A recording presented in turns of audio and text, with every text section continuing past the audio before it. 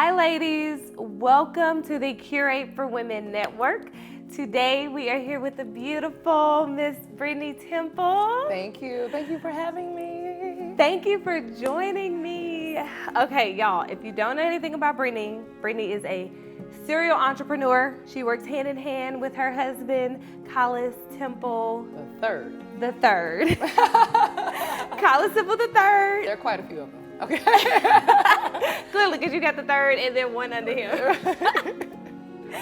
So she works hand in hand with her husband. She is a fitness trainer. She is a model. She is a mom of 4 beautiful children. And so, Brittany, today I really just wanted to highlight all the things that you do. One, you as Brittany, because you are your own brand. Well, I appreciate it. I have never met a person who does not know Brittany. So if y'all don't know Brittany, Hello. You'll get to know me today. Yes. Okay, so I wanted the opportunity to share your journey with women outside of who you are as a professional. But I want to introduce who you are as Brittany. Now, first of all, this is super cool because we grew up together down the street in Baton Rouge, Louisiana on 78th Avenue. Literally, we have known each other forever and ever. Yeah. Vicky was the little girl who would run in the street with no shoes on and beat up the little boys. Listen, Victoria, the toughest little girl I know. I try to, over the years, tone down how much of a boy I actually am. Look, I have a little bit of that in me as well, so I understand. Sometimes you just gotta own it. But you know what? I, for the most part, do not like the term tomboy. I just feel like that we were comfortable in who we were, and we were not going to let anybody intimidate us. That part. And we could, like you said, stand our own. So whatever it took in the moment for that to happen, we were ready. We were ready. Listen, what you ready for? We could play with dolls. We could play basketball. Or I will beat you in basketball. I will beat you sprinting down the street with no shoes on. Right? All of y'all.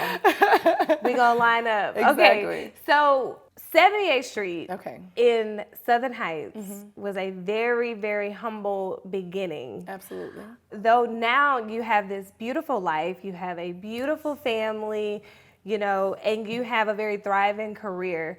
But I want to talk about what was it like to grow up in the space that you grew up in, and was that a part of your drive for getting to where you are right now? So let me say this. A lot of times when you're in it, you don't realize what you're exposed to. Because my mom was remarkable. I mean, my mother was a single parent mom, Moretta, who raised 2 kids, my brother and I. And, my dad was what you call a present alcoholic, meaning that when he chose to be around, he was. But for the most important things, he was never around. Financially wasn't present.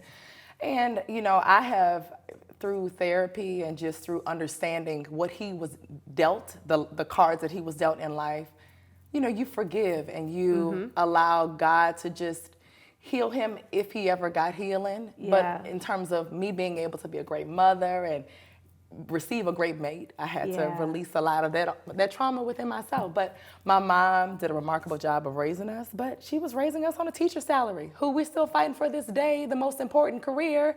In order for other professions to be great, they aren't compensated well at all. So that minimal salary and, renting a house on 78th Avenue.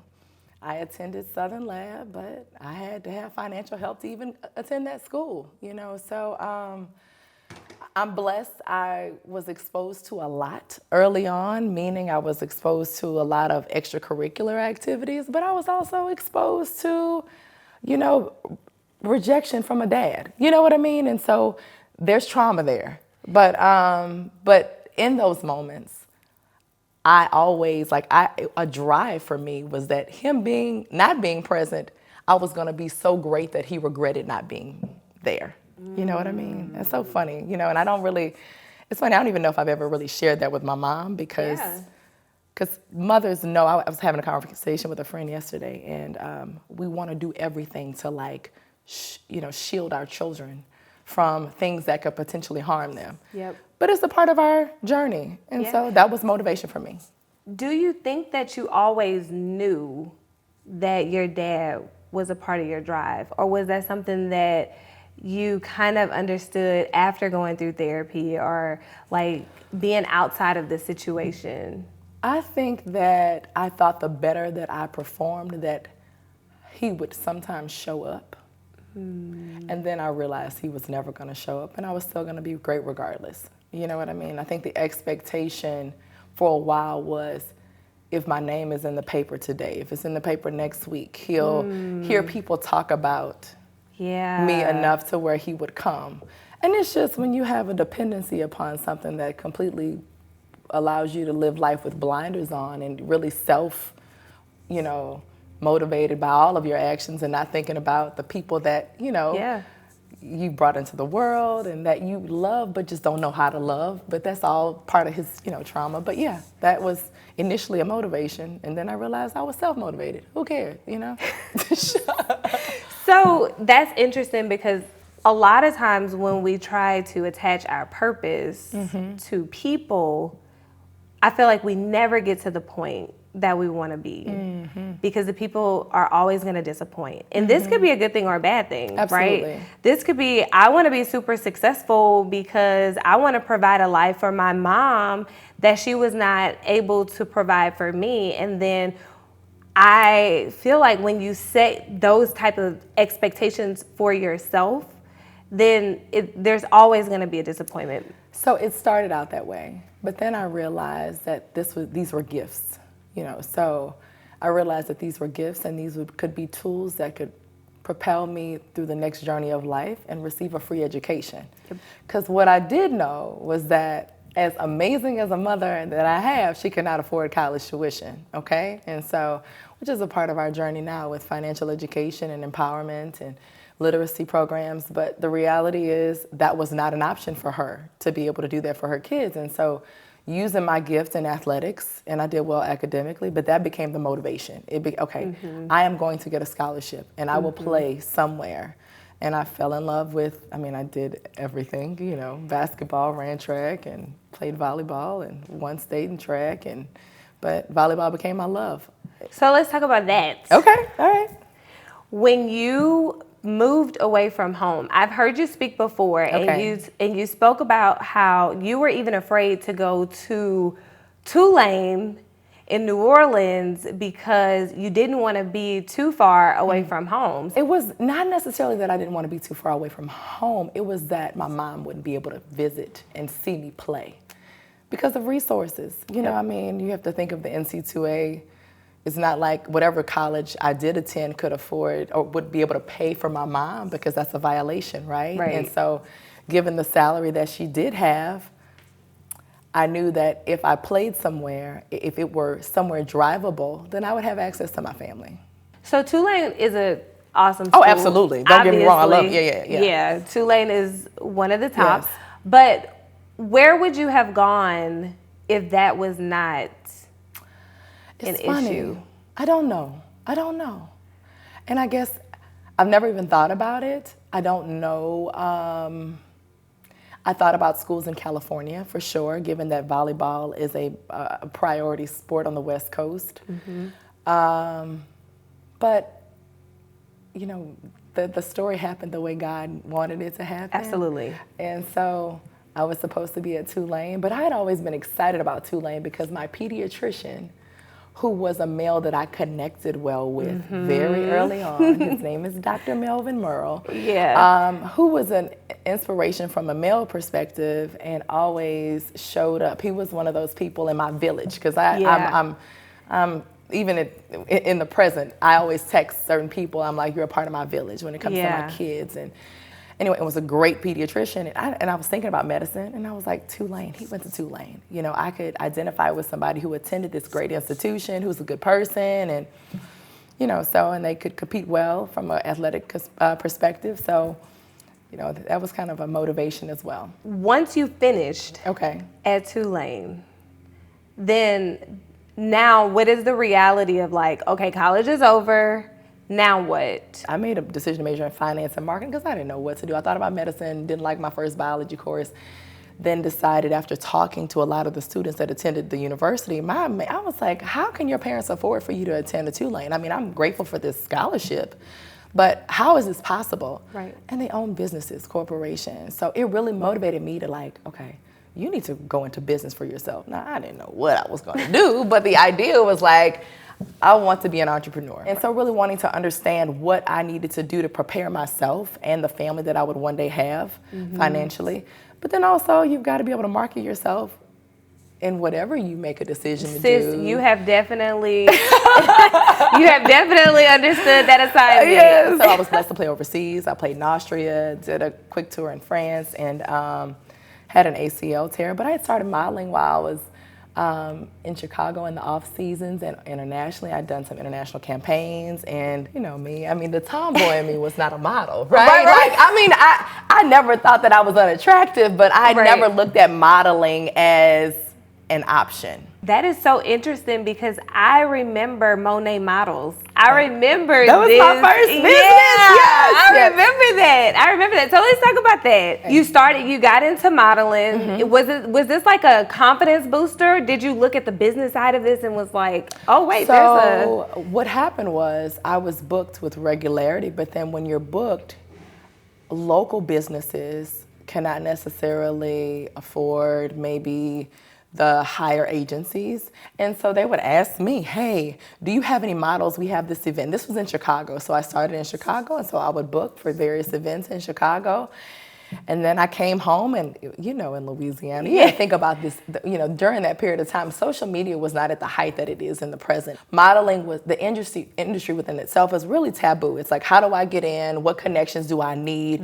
Do I have to live in certain markets? And then you have the scammers, the photographers, the people that prey on our young men and women who have these desires and are so uneducated. So being able to come home and like do camps and actually decide that, you know what, an agency is needed here. We have like festivals and businesses who are looking for opportunities to brand themselves but have no direction and people. And I was coming home back and forth, and that's when I met this 6'6" tall. He wasn't bald at the time. I like to call him your baby daddy. My baby daddy.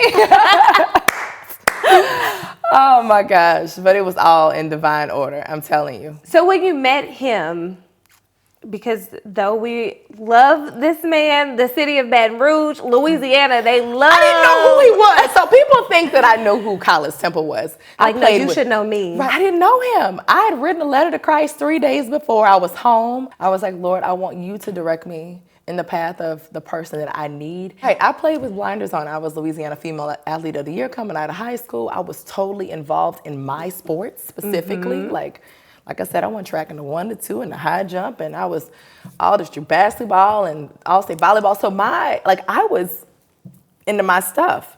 And not to say, I mean, and he went to U-High. I went to the Southern University Laboratory School. No shade, my kids. My kids are at U-High right now, but you know, I mean, I was totally disconnected from a U-High at the time. Right. So, you know, when we met, it was totally after both of our athletic careers, which is so sad, because if we could like just go in a time machine and rewind and see each other and cheer for each other, because I hear stories, but I don't have the, you know, experience myself. Like, what are your non-negotiables? You need to write out what you want, because sometimes we just settle. And God doesn't want us to settle. I wrote it out. I mean, and I also talked about business. I talked about just family, because I hadn't been home in a while, like lived home, and was contemplating moving back to Baton Rouge. And literally met him 3 days later.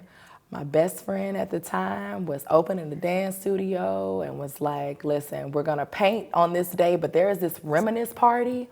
You know, when like everybody from your classes comes back in town for the Christmas holidays. He was like, if you want to go, let's go. And then I wasn't sure. I had paint in my hair. He was like, we're going. You haven't been home in a while. I put my hair in 2 braids and a little cap. Yeah. Had this cute little outfit on. But I'm telling you, walked up, and the first person I see as I'm walking, now y'all know, you know he's tall. So I see him, we lay eyes on each other, and he's like, hey. I said, hi. Well, hello. Hello. You know, I mean, with heels on, I'm already like 6'1", so Right, to see him right. I was like, oh, wow. Now all these things are going on in my head because he's a good-looking guy. Right. And then his first question was, are you married? So this is interesting because he was definitely checking for you when he saw you. Oh, he was definitely checking for you.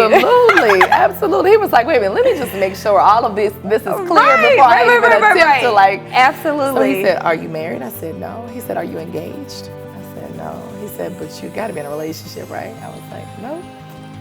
Then he probably thought she crazy. Very young, so I'm hoping he didn't think I was crazy, but he could have. I was like, no. I said I got out of a relationship about 6-7 months ago. He said, okay. He said, so you going into this party? I said, yeah.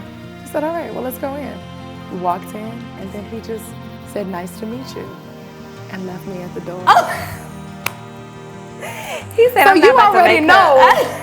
I was like, now, wait a minute. You know, you kinda, it's like you threw out the fishing rod and you just left it hanging. You didn't reel it in. No, he walked you inside and he sunned you, sis. He was like, not today. I love it. But let me tell you, in that party, I knew all of his friends. You know how like when the moment is right, and I always tell people, when it's the person that you're supposed to spend the rest of your life with, it all just falls in place. Yep. Like it shouldn't be that hard. It's not something that you have to work on. Yep. Like, we engaged for years, and this is no shade. People know that they know, you know in your spirit. And so. How long were y'all engaged? We were engaged 8 months. I loved it. Me and my husband were engaged 30 days. 30 days. He was like, oh, I'm off. Oh, me too. This is when we get married. We had, from the time we met each other, a year and 8 months. Because they know. Because he knew. Yeah. Let me tell you how divine. That night, literally, I realized that I knew all of his friends. Mm-hmm. We shared our business. Like, we pulled him to the corner because his friends were like, you don't know Brittany? He was like, no. Y'all need to know each other. You single, Brittany? Yeah. So they were like already matchmaking at the time. It. And then we just started talking about just our drive. He didn't really go into all of what he did business-wise. We exchanged numbers. Mm-hmm. And literally, that next morning, this is all God. Mm-hmm. We were at the same service. We left that party at 2 a.m. At 8 o'clock the next morning, we were at the same church. Girl, stop it. Was this the church where y'all got married? No, it wasn't. This is Greater King David. We literally just happened. He was a member at the time. Yeah. And my friend was like, why don't we go to this church? He didn't know that he was there. I didn't, he didn't know him either. Right.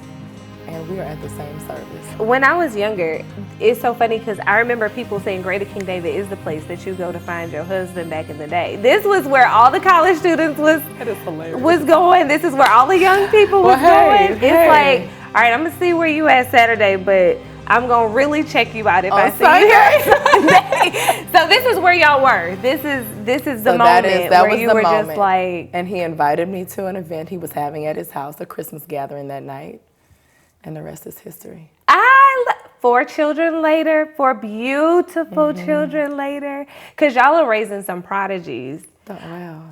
Look, I just want them to be the best at whatever they are called No pressure, but it is what it is. Though we love Collis, though Louisiana loves this guy, I wanted to make it a point that people know, Brittany, you came here with it together already. Right. And so that's just important already to know for marriage, for relationships, for business partnerships. I knew who I was.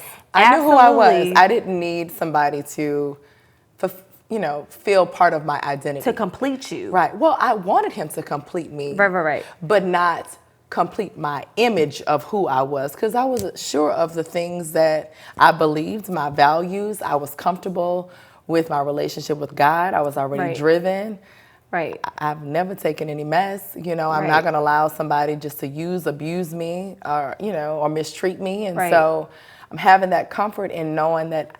And the sad thing is, like, I don't like when people say, well, I don't need a man. But I did need a man. You know what I mean? I wanted a mate. I prayed for a mate. I wanted somebody who could see me and help me become better. That I could challenge at the same time, but was comfortable with who he was, wanted a family, had values, business savvy. The fact that he was an athlete, y'all, I mean, you know me, I'm 4 children in, but this body thing is kind of... This is a huge deal. This is a huge deal. So somebody who cares about their Temple, though didn't know his last name was going to be Temple, right? Unintended. Right. As well was, you know, important, and we could have those conversations and we can make each other better. Yeah. One thing that I absolutely love is whenever y'all are together, I always see him elevating you. I always see him like just, oh yeah, Brittany does that, right? I think that is important too for a couple of reasons. Because let's say that he wasn't. You have to be secure enough in yourself that sort of thing cannot really penetrate you. As a woman, you raising 3 young girls, and how important that is to see, like, this works with your dad because I had to be whole before I met him. Amen. With your children, specifically your girls, because that's a huge thing. How do you want your girls to see you? Oh, so honestly, I want them to see me as a mother who was literally there for them in every space. Meaning, and though they have a dad and like he is totally involved and loves on them, because their first real love is going to be their father. Absolutely. So that's a completely different story in this moment. But I want them to know I want to be their person. I want them to know that emotionally, physically, spiritually, other than like just being able to teach the word of God to them, but that like I could be an example of a hardworking woman who was willing to coach, willing to be a business person, willing to stay up, willing to show them how to navigate through like crazy conversations about friends. Because also, let me pause you, because I really do want to know how you work this out. I personally don't believe in balance, right? I don't believe that that's a thing all the way around. I do believe that you have to balance certain things at certain times. But Brittany, you literally are coaching your kids. Listen, people do what they want. People do what they want to do. I really believe that. This is true. Like, I wanted to be a mom. Yeah. Like, Collis laughs. Like, we laugh about it now. But I used to cry thinking that one day I could not have children. Like, I think that, you know, I'm blessed that God has given me the ability to give, you know, life. And we can have life many other ways, right? Whether if it's not physically, we can adopt. And so that's a blessing as well. But I used to have an unnecessary fear of that because there was a deep desire for me to be a mom. Like anybody that knows me, my children go beyond my 4 kids. Like I love other people's kids. I have my nieces and nephews over. I have their my children's friends over. Like I just love kids. So wanting children means that I want to be present. I don't want to miss a thing. There are some people that are just okay with not being at everything. And that's okay. That's not okay for me. Like I sometimes feel like I wish I could like clone myself. I had to make a hard decision last week. Eden had a speech at school, and Monet had a dance competition in New Orleans at the exact same time. Both of them wanted me there. How do you divide? How do you choose, right? You got to find somebody to fill the void, and I called, and I booked Eden up for her speech, and her grandmother went in her place because Collis had already had a commitment. And so, nonetheless, it's moments, but I always want to be there. So balancing means that, like, some of the things that maybe personally that I would do, I'm okay with sacrificing that because I want to coach. I know that these are gifts that I have athletically. So if anybody should be coaching girl sports, why not coach my kids and their friends? Because I know that I can make them, you know, better individuals in these areas. And plus, you know, you're seeing your mom. You're seeing somebody who can wear many hats and wear them well, but like also be for some of them, I'm like the extended auntie. You know, that, man, my friends talk to my mama. My mama's cool. You know what I mean? That you're literally present in all the things, in spite of all the things that you're building for Britney Temple. Absolutely. In spite of all the things that you're building with your husband. Having a schedule is imperative. Like, I think you all, you know, I was talking to some of our agents this week. I did a training on yesterday to be exact. And I was just saying that there are, realistically, if we're sleeping 6 to 8 hours, there's at least 16 hours that we have in the day to be productive, right? How much of that time are we really maximizing? in ways to make us, whether it's whole, meditating, because we do need those times. Right. But then also fulfilling some of the things that we want to fulfill. Right. And so it requires us to schedule, because we can sit on our social media site and an hour has passed and we've done absolutely nothing. Now, for some people, that may be their peace, that may be their time to themselves, and then that's just, they don't have to think about anything, they're scrolling. But like, if it's really just lull time and you're saying, man, I don't have any time in the day, but you're just not productive with the actual time that you're given. And so we invite each other to our calendars. We're constantly like scheduling, but I make sure that everything is scheduled. And we're not squandering time. We're not squandering time. We ain't got the time to squander. First of all, tomorrow's not promised. And so I really just want to be, part of me is when you lose people and you get older, you realize that like, I like being present, like not just being present physically, but like embracing where I am in life, being 40 and like, okay, I've got a soon to be 2-year-old next month, right? Like I want to be here. I want to be healthy. My body is important. My mind is important. Yeah. But they see me working from home, or they go to our offices, and they know that this is the time that mom and dad are pouring into what has allowed us to have the lifestyle that we have. Right. But they're working together. Right. They see our partnership. They see us love on each other. And that's important. Yeah. That's important for so many reasons. I think that, growing up, and no shade to my parents, they did the absolute best that they could do. But it does something to you mentally when you grow up and you see parents who cannot get along. Mm-hmm. And then it's not just your parents, it's that entire generation. It's like, it literally had me, and I'm not alone in this, right? In a space where I was like, why do you want to be married? I have a lot of single friends right now that are just like, I could do without marriage. I could do without a man. And so it goes back to what you were saying. It's like, yeah, that's the goal, right? To be self-sustainable, like to just be able to do this on your own, and having that healthy dialogue with your husband in front of your children, having healthy disagreements in front of your children, because that's another thing. Like a lot of times we grow up and we don't see arguments that our parents have, but then we see a divorce, and it's like, so now we have no experience with conflict resolution. Absolutely. And not just in relationship. These are friendships. These are business partnerships. We struggle with this generation conflict resolution. I respect love, no boundaries, right? And so, but I am blessed to be in a position where my children get to see two people that love each other. Yeah. Oh. So I never saw that. And I honestly can't, my godparents have been married, I want to say maybe like 40 years. If that's wrong, don't forgive me, but it's right around there. Yeah. Right? Okay.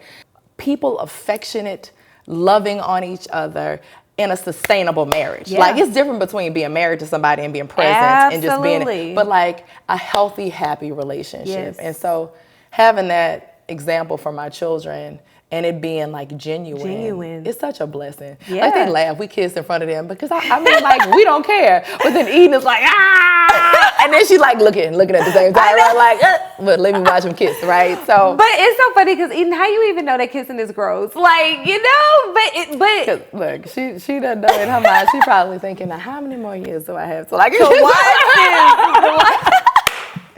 But I think the older they get, the more for sure that they would appreciate that. Because honestly, the closer I grow with my spouse, the more I wish I had seen this growing up. Because I'm like, I know plenty of people who have been married for 40 years plus, but I can't tell you anybody. And to be honest with you, I struggled. Yeah. I struggled even knowing that Collis was the person that I was supposed to spend the rest of my life with. I struggled. Yeah. Was it a thought that you thought it was too good to be true? Absolutely. Yeah. I also thought that at some point he would be tired, or even maybe I would be. Because like you're gonna get that person. He's gonna get tired of you. How long have you been married? 12 years now. You're not tired yet? We're not tired. Okay. We have a 2-year-old, hence we're not tired. Marriage is work. I tell people that all the time. It's work, but we want to do the work. Like we can't imagine life without each other, And I don't want it to seem like, oh, that's so fairy tale, but it's like, it's still a part of me in the back of, my dad was married 6 times, Vicky. 6. My dad was married 3. You know, so I was ready. I was ready for what God was going to give me in whatever way it came. Yep. And I knew myself a lot better. I keep saying that because I can't say I knew it. I wouldn't have probably been able to receive a college in my early 20s. Absolutely. Okay. I wasn't ready. And now I was like, okay, this is what I'm supposed to have. Absolutely. I'm ready to receive it. You know, and it's still, like I said, work. I think about, you know, that history of a total of 9 marriages, and but then also this goes back to what you were saying about how you had to heal from the relationship that was or was not there really with your dad.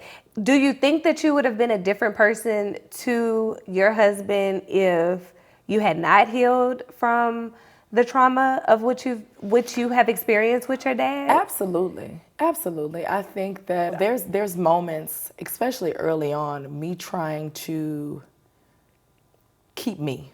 Yeah. Like, I'm not going to lose myself in this relationship. You know, like, I'm still going to have my thing. And, like, even though we were working together and just trying to keep my identity, like, completely separate. And then I realized, why are you fighting? He wasn't fighting me, but it was me worried about losing, not just losing myself, but losing him, and then feeling that I gave so much of myself that I had nothing left when it was no longer there. Yeah. You know what I mean? Yeah. When in all actuality, that was never the case. Because he embraced me and all of my business, you know, acumen, whether it be my confidence, whether it be my outspokenness. You know, some men are intimidated by women who have a voice. Yes. But that's an insecurity within themselves, right? You have always had a voice. Right. You've always had a big personality. Yeah. And I feel like it takes a special type of person, people, not just your spouse, to just truly appreciate who you are authentically. Absolutely. People still have issues trusting their authenticity when you have such a big personality. It's like, what you want from me? I agree. Why are you always so nice? I agree. Why are you so fun all the time? I feel like in reverse, like I dealt with a different level of like response from people on the outside looking in. I always feel like I would get I can remember in college, I had several female athletes who thought that I had it together. Like I came from an affluent family based on just how I carried myself, the way I spoke, how I played on the court, maybe how people responded to me. I'm like, you have no clue who I am. So you think I'm stuck up? You haven't even opened up. You don't even know me. You haven't even had a conversation with me. So it's and probably as I'm talking to you, because I feel like anytime you're sharing your story, it's a part of therapy, right? Yeah. And so me doing that was like, here I am, flaws and all. Like, you gonna get me, I'm gonna tell you what I'm like. And I've never been afraid to like talk about my background, because I feel like it's a part of my journey. You know, some people want to hide where they've come from. You know, I keep saying, like, I'm blessed. I was an educator, so I at least had the educational component, right? But like, that other stuff is real. Also, like, you weren't in the slums, right? Oh, I wasn't in the, absolutely not. Right, no. Absolutely not. No, okay. I wasn't. But I worked at McDonald's on Plank Road. Okay, that was I worked at McDonald's on Plank Road. You were always hard working. I was always working. Like, I always worked. I often think, too, how could you even appreciate this, really, how far you've come, if you didn't start where you started? Like, you know what I mean? It's like, no, you can't take any flowers away from your mom. She did exactly what she was supposed to do, and she did amazing. Absolutely.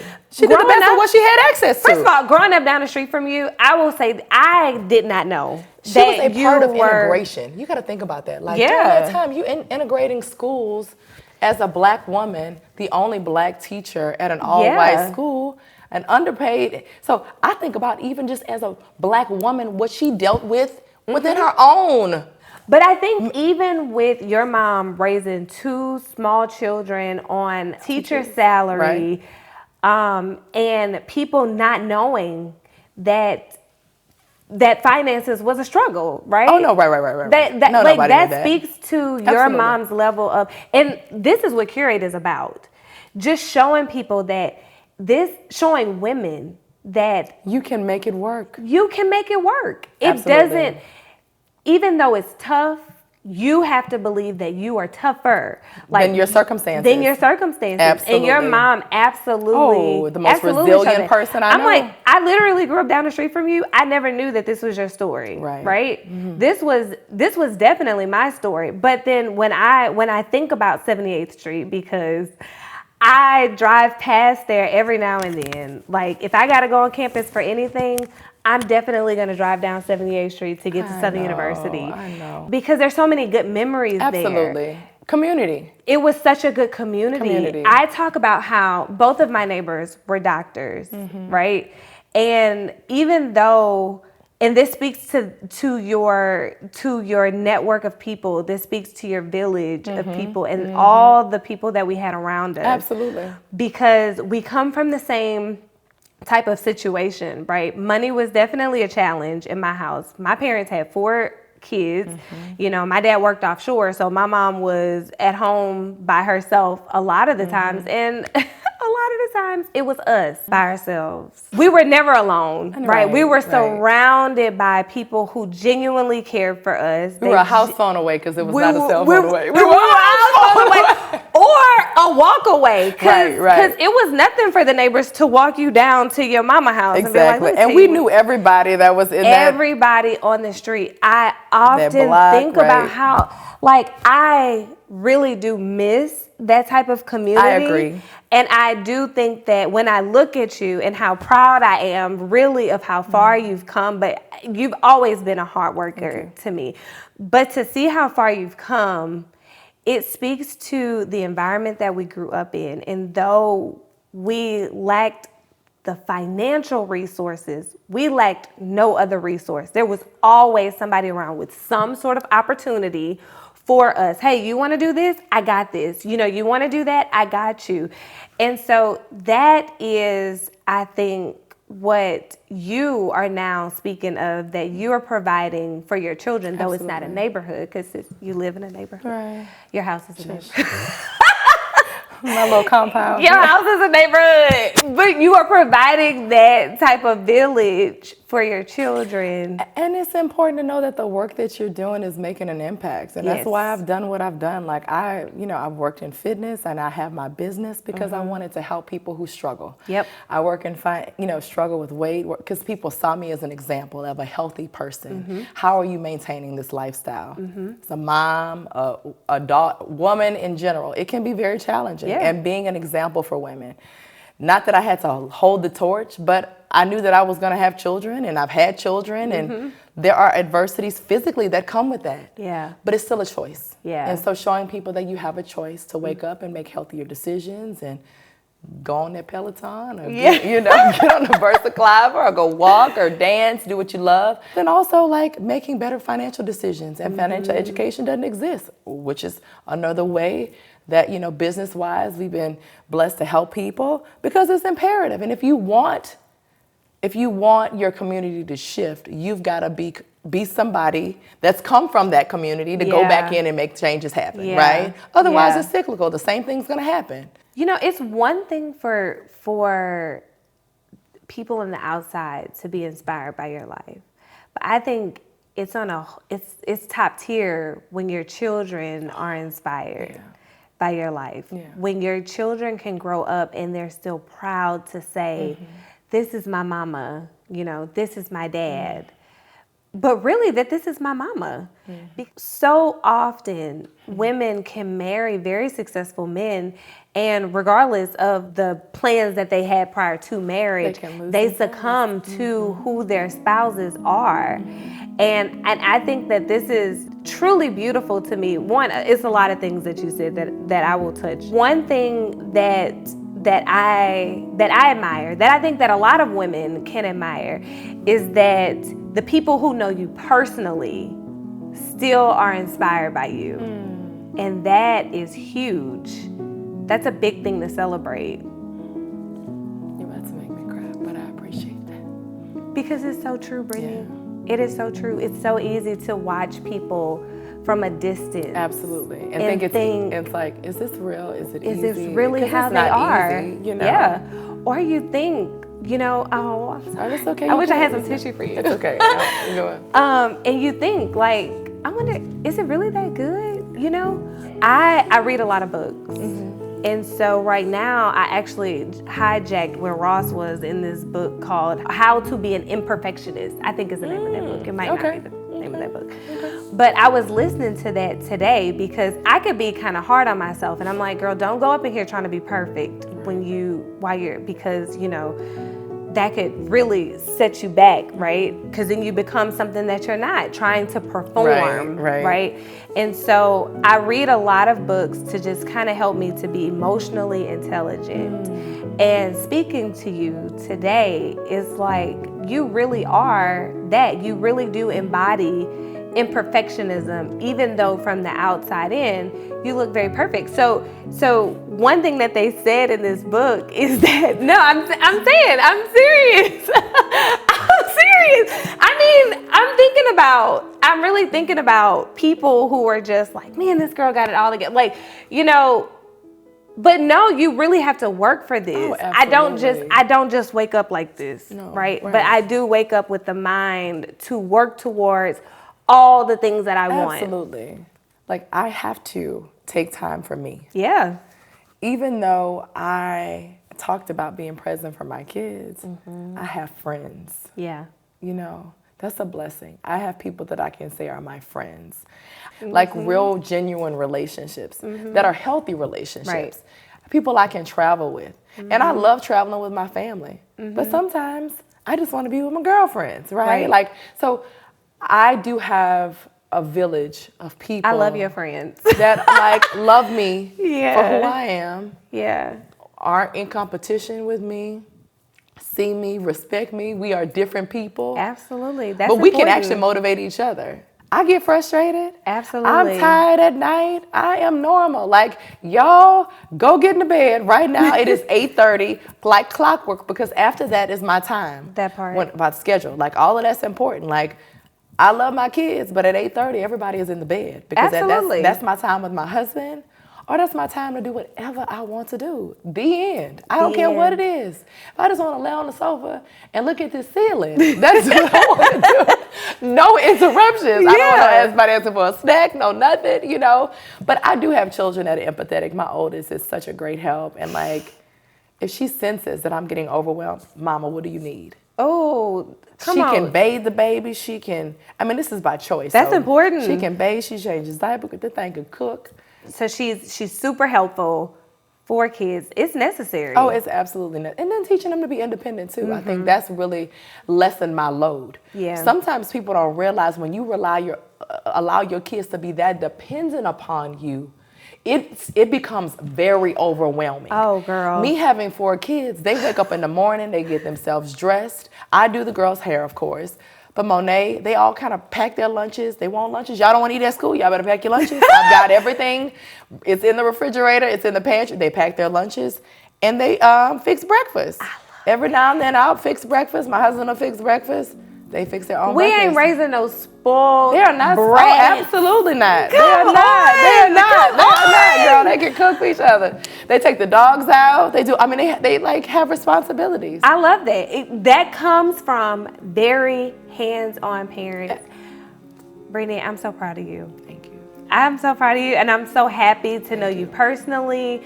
You know, I'm so happy And I'm proud of you too. Thank you. You're a beautiful family. Thank Seriously. you. Thank you. I love y'all too. Thank you. Genuinely. I appreciate that. These relationships are, hard to come by. They are. And Vicky and I may not talk often, but I have watched you, and I see you, and I want you to know I'm really proud of you. I'm proud of you and Ross. I'm proud of you all stepping out on faith and doing what you're doing. Thank and you. Being there for them babies. Yeah. And it hadn't been easy with what you've been given, but you have embraced it with grace and the love, and God knew exactly what He was doing. What you needed. And this is just the beginning. So as you're speaking life and appreciation over me, I want you to know it's reciprocated. I appreciate that. I'm like, I ain't fully do my makeup right, so I can't let no tear fall because it's going to be bad. It's okay. Just matter. Yeah. You're a part of my village. Thank you. This was good. I really, really hope that you guys enjoyed this. I hope that this blessed you. Just know whatever you desire to do, you can do it. There are no Absolutely. limits. That's been the blessing of this journey too. Absolutely. Knowing that God is in the center, you can step out on faith and do whatever. Absolutely. Because He's gonna catch you anyway. Absolutely. He's gonna catch you anyway. And take your purpose away from people. Take your purpose away from people. Take your purpose away from people. We're gonna end on that note. I right love there. that. I love that. Bye. Bye.